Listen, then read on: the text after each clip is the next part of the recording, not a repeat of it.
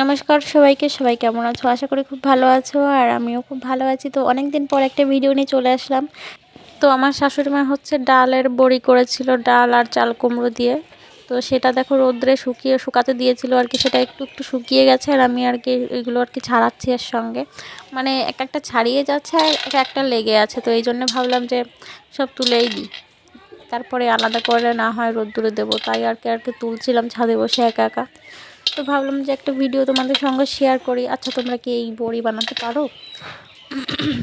আমি ভাবলাম যে প্রসেসিং যেটা করা হয় আর কি, যেভাবে বানানো হয় বাড়িতে, তোমাদের সঙ্গে শেয়ার করব, কিন্তু সেটার ভিডিওই আর কি করে উঠতে পারিনি। তো ছাদে বসে যেহেতু করছিলাম, তাই দেখো আমাদের পেছনের আম গাছটায় দেখো কত আমের মুকুল এসেছে। দেখো গাছে যখন আম হয় না, তখন আর কি শুয়ে শুয়েই আর কি আম খাওয়া যায়, জানো তো, এতটা নিচু।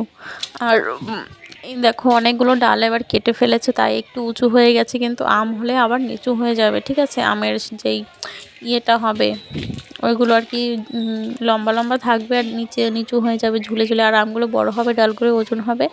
তো দেখো এখানে হচ্ছে আমরা জামাকাপড় নাড়ি, ঠিক আছে। এখানে আর কি অনেকদিন নাড়া হয় না, তো তাই আর কি দড়িটা আর কি এরকম শ্যাওলা পড়ে গেছে। তো এই দেখো আবার তারপরে বসে পড়লাম। তো ভিডিওটা তোমাদের সঙ্গে শেয়ার করলাম, তোমাদের কেমন লাগলো অবশ্যই জানিও। আর ভালো লাগলে পাশে থেকেও, ছোট্ট একটা ভিডিও শেয়ার করেছি। কার কার ইউটিউবে সাপোর্ট লাগবে অবশ্যই জানিও। তো ভিডিওটা এ পর্যন্ত, সবাইকে টাটা।